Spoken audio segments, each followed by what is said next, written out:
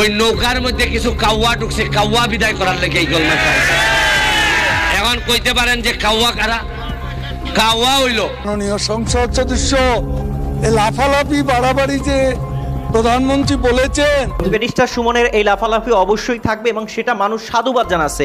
আওয়ামী লীগের ভিতরে কিছু কাউয়া ঢুকে গেছে, যেই কাউয়া আওয়ামী লীগের নৌকা ডুবানোর জন্য যথেষ্ট হবে। এই কথা বলার পরে জনাব ওবায়দুল কাদের স্যার, সেতুমন্ত্রী, তিনি ব্যারিস্টার সুমন সাহেবের কথার প্রতি উত্তর কিভাবে দিয়েছিলেন সেটা দেখলে অবাক হয়ে যাবেন।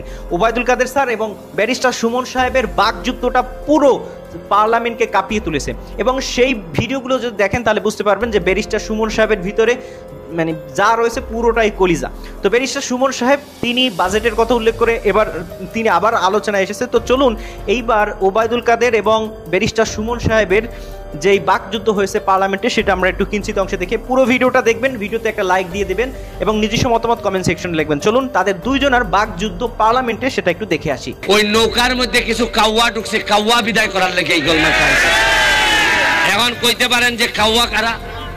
কাউয়া হইল নামে কয় শেখ হাসিনা, নামে কয় আওয়ামী লীগ, আর কামে বাগানবাসীর 5,000 টাকার থেকে 2,000 মাইরা দেয়।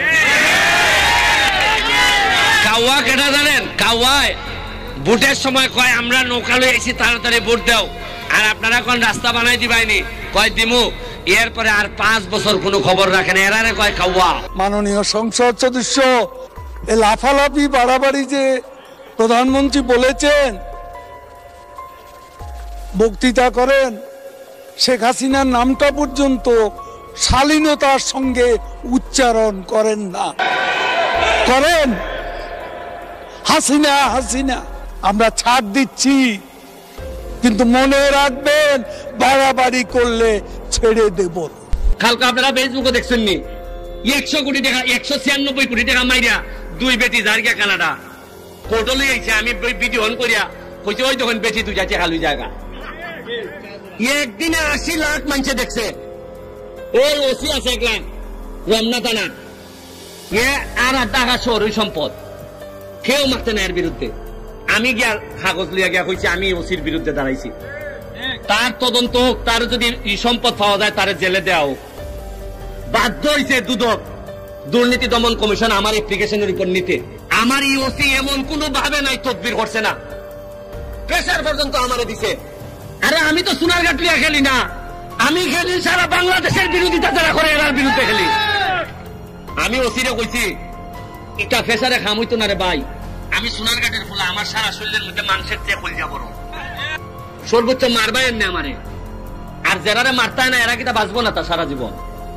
যারা ডরায় না আপনারা, যারা কথা কইতে ডরায়, তারা কিন্তু আমার চেয়ে বেশি বাচ্চা লাগবে না। তো আল্লাহ যদি আমার হাত লেখকে দেখেন, হাজার লোক আমার মারতে চাইলে মারতে পারতো না। ভিতর থেকে কথা বার করুন, যারা 2 নম্বরই করে কথা বার করুন, নাইলে এমন বাঁচতা না। চা বাগানের শ্রমিকরা কইয়া ইসলাম যে আরে তোমরা আন্দোলন করো, যা লাগে আমি দিব খানি, 120 টাকা মজুরিতে এমনই মরবাই, তাহলে মরার আগে একটা আন্দোলন কইরা দিয়া মইরা যাও যাতে 300 টাকা হয়। উন্নয়ন আমি আপনারা একটা কথা কইয়া যাইতাম চাই, খালি আমার আর মরলে উনকার আমার কোনো দুঃখ নাই, একটুই কষ্ট লাগবো যদি উনকা মরি, আমার ছেলে মেয়ের লেগে কষ্ট লাগতো না। কষ্ট লাগবো যে আমি আমার সোনারঘাটটারে জায়গা মতো দিয়া দিতাম পারছি না। সর্বোচ্চ মারবাই এনে আমারে প্রতিদিন আমারে কইন তারা যে তোরা মারি লিবরে ফুট, তুই তো খালি সোনারঘাট তোর শত্রু না, তোর শত্রু হইল দুনিয়ার সব মানুষ, বেশিরভাগ নেতারা আমার শত্রু। এখনো সোনারঘাটের মিনিমাম 1 থেকে 150 ব্রিজ লাগে, এখনো ফুক পাড়ি দিয়া আপনার ফুকপাড় থেকে পশ্চিম পাড় পর্যন্ত আরো 3টা ব্রিজ লাগে, নাল মুখ